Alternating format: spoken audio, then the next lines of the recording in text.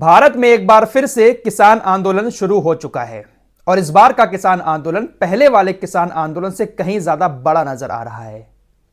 कल से यह आंदोलन शुरू हो चुका है और किसान दिल्ली जाने पर अड़े हुए हैं। बहुत कुछ हुआ है बॉर्डर पर और इस वक्त कैसे हालात हरियाणा, पंजाब और दिल्ली के बॉर्डर पर बने हुए हैं, सारी चीजें आपको डिटेल के साथ इस वीडियो में बताने की कोशिश करेंगे। लेकिन पहले आपको मिडिल ईस्ट की तरफ लिए चलते हैं, वहां से भी कुछ बड़े अपडेट आ रहे हैं, वो भी आपको इसी वीडियो में बता देते हैं। सबसे पहली खबर गाजा से आ रही है। दोस्तों, बहुत बड़ी खबर इजराइल के कान नेटवर्क ने कल पब्लिश की है। गाजा के अंदर इजराइल की सेना जो हमास के लोगों से लड़ रही है, गाजा के आम लोगों को मार रही है। इजराइल की सेना को बहुत सारी दिक्कतों का सामना करना पड़ रहा है। उसमें से एक सबसे बड़ी दिक्कत आवारा कुत्ते हैं। जी हां, गाजा के अंदर जो आवारा कुत्ते हैं, वो आवारा कुत्ते इजरायली सैनिकों के ऊपर हमला कर रहे हैं। जंग शुरू होने से अब तक तकरीबन 1000 आवारा कुत्ते इजरायली सैनिकों के ऊपर हमला कर चुके हैं।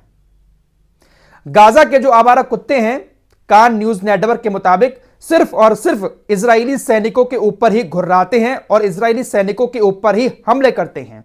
इजरायली सैनिकों के हवाले से इजराइल के कान नेटवर्क ने बताया कि सैनिकों का कहना है कि इजराइल के अंदर हजारों आवारा कुत्ते घूम रहे हैं जो हमें देखकर आंख दिखाते हैं, घुर्राते हैं और हमें काटने की कोशिश करते हैं और दर्जनों सिपाहियों को, सैनिकों को काट भी चुके हैं। इजराइल की नेचर एंड पॉक्स अथॉरिटी के जो मेन वैज्ञानिक हैं, डॉक्टर यहोशुआ शागदी, उन्होंने हिनेट रेशेद बी को बताया कि हम चेतावनी देते हैं कि हमें आवारा कुत्तों की घटना से निपटना चाहिए, उन्हें गोली मारने के अलावा कोई ऑप्शन नहीं है। तो ये एक बड़ी खबर सामने आई है कि गाजा के जो डॉग्स हैं वो इजरायली डॉग्स के ऊपर हमला करने की कोशिश कर रहे हैं।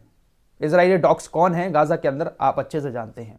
दोस्तों, हूतीज को लेकर वेस्टर्न मीडिया जो ये खबर फैला रहा था कि हूतीज लाल सागर के अंदर अब जहाजों के बाद इंटरनेट केबल को भी काटने वाले हैं, इसको लेकर अब ऑफिशियली हूतीज की तरफ से स्टेटमेंट दिया गया है। अब्दुल मलिक अल हौती ने सामने आकर बताया कि ये जो खबरें हमें लेकर चलाई जा रही हैं कि हम इंटरनेट केबल को काटने वाले हैं, ये सरासर झूठी हैं।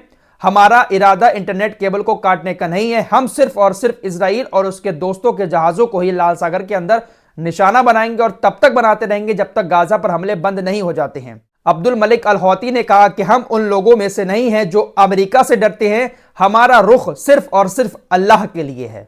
हम सिर्फ और सिर्फ अल्लाह से डरते हैं, हम अमेरिका और इजराइल जैसे देशों से नहीं डरते हैं। बड़ी खबर फ्रांस से आ रही है। फ्रांस ने वेस्ट बैंक में फिलिस्तीनियों पर हमला करने वाले इजरायली यहूदी सेटलर्स पर प्रतिबंध लगा दिया है। ये जो इजरायली यहूदी सेटलर्स हैं, ये कुछ नामी गिरामी चेहरे हैं, उनको अब फ्रांस भी वीजा नहीं देगा। कल ही आपको खबर बताई थी कि ब्रिटेन ने भी 4 सेटलर्स पर जो ज्यादा पंगे कर रहे हैं वेस्ट बैंक के अंदर, उन पर प्रतिबंध लगा दिया था। फ्रांस के राष्ट्रपति इमैनुअल मैक्रो ने कड़े शब्दों का इस्तेमाल करते हुए कहा कि अब वक्त आ चुका है कि इन इजरायली यहूदी सेटलर्स पर कार्रवाई की जाए, इनको सजा दी जाए जो वेस्ट बैंक के अंदर हंगामा कर रहे हैं। अगर इन इजरायली यहूदी सेटलर्स को सजा नहीं दी गई तो ये वेस्ट बैंक के अंदर शांति के लिए खतरा पैदा कर सकते हैं। दोस्तों, टाइम्स ऑफ इजराइल ने, जो इजराइल का सबसे बड़ा अखबार है, उसने रात इस बात को क्लियर कर दिया पूरी तरह से कि सऊदी अरब, जॉर्डन, दुबई, बहरीन, ये सारे देश लाल सागर का रास्ता बंद होने के बाद रोड के रास्ते हमारे देश तक खाने के ट्रक पहुंचा रहे हैं। टाइम्स ऑफ इजराइल लगता है कि 1994 में इजराइल ने जॉर्डन के साथ शांति समझौता किया था। उसी शांति समझौते के तहत जॉर्डन हमें माल पहुंचा रहा है। 2020 में हमने यूएई और बहरीन से भी अपने संबंधों को अच्छा किया था, इसलिए वो भी हमारी मदद कर रहे हैं। हालांकि सऊदी अरब से अभी हमारा नॉर्मलाइजेशन नहीं है, लेकिन इसके बाद भी सऊदी अरब हमारी मदद कर रहा है। टाइम्स ऑफ इजराइल लिखता है कि सऊदी अरब हमारी मदद इसलिए कर रहा है क्योंकि सऊदी अरब अमेरिका का खास दोस्त है और अमेरिका के कहने पर सऊदी अरब हमारे यहां तक अपने ट्रकों के जरिए माल पहुंचा रहा है। फ्रांस ने हिजबुल्लाह के सामने लेबनान के बॉर्डर पर सीजफायर का एक प्रपोजल रखा था। इस पर हिजबुल्लाह ने जवाब दिया है कि हम तब तक यहां पर सीजफायर के लिए राजी नहीं होंगे जब तक गाजा पर हमले बंद नहीं हो जाते। गाजा पर हमले बंद होंगे, लेबनान के बॉर्डर पर भी शांति हो जाएगी। आइए अब किसान आंदोलन की तरफ चलते हैं।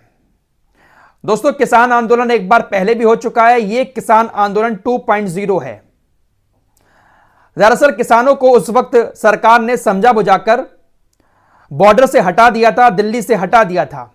सरकार ने कहा था कि हम आने वाले दिनों में आपकी मांगों को पूरा करेंगे। अभी जो हमने कानून बनाए हैं 3, उन कानूनों को लागू नहीं करेंगे।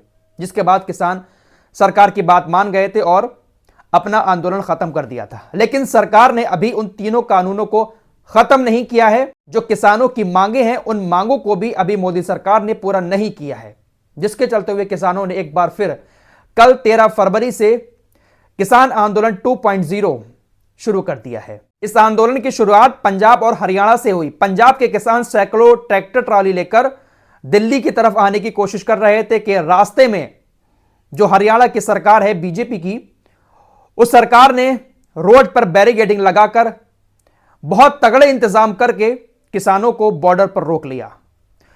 हरियाणा के शंभू बॉर्डर पर कल किसान और जवान आमने सामने आ गए। पुलिस ने किसानों के ऊपर आंसू गैस के गोले भी छोड़े। ड्रोन के जरिए पुलिस ने बहुत सारे आंसू गैस के गोले किसानों के ऊपर गिराए हैं। किसानों ने गीली बोरियां करके उन गोलों को खत्म करने की, उनमें से जो गैस निकलती है, केमिकल निकलता है, उसको खत्म करने की कोशिश की। किसानों का कहना है, क्या हम पाकिस्तान से आ रहे हैं? क्या हम किसी दूसरे देश के हैं जो अपने दिल्ली में नहीं जा सकते?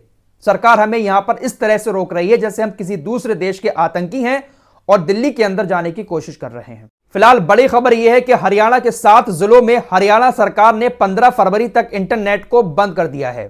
हरियाणा के 22 जिलों में से 15 जिलों में धारा 144 लागू कर दी गई है। साथ ही साथ दिल्ली जाने वाले सभी बॉर्डर पर पुलिस ने बैरिकेडिंग कर रखी है, वहां पर भी तगड़े इंतजाम कर रखे हैं। फिलहाल दिल्ली पुलिस ने भी धारा 144 लागू कर दी है। दिल्ली के अंदर किसी भी तरह का हथियार लेकर चलना प्रतिबंधित है।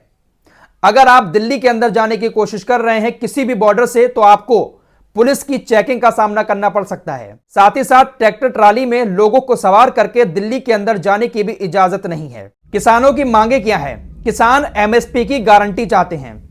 किसानों के खिलाफ जो मुकदमे किए थे सरकार ने, उन मुकदमों को किसान वापस लेना चाहते हैं। लखीमपुर खीरी का मामला आपको याद होगा, जब एक नेताजी ने किसानों के ऊपर गाड़ी चला दी थी, किसानों की मौत हुई थी, तो किसानों का कहना है कि जो दोषी थे उनको सजा दी जाए, किसानों को प्रदूषण कानून से बाहर रखा जाए। जो पराली वगैरह जलाते हैं, तो कहा जाता है कि दिल्ली के अंदर या हरियाणा में जो भी प्रदूषण होता है वो किसानों की पराली जलाने की वजह से होता है। इसलिए किसानों का कहना है कि हमें उस कानून से बाहर कर दिया जाए। सरकार किसानों का पूरा कर्ज माफ करे, किसानों और खेतीबाड़ी से जुड़े मजदूरों को पेंशन दी जाए।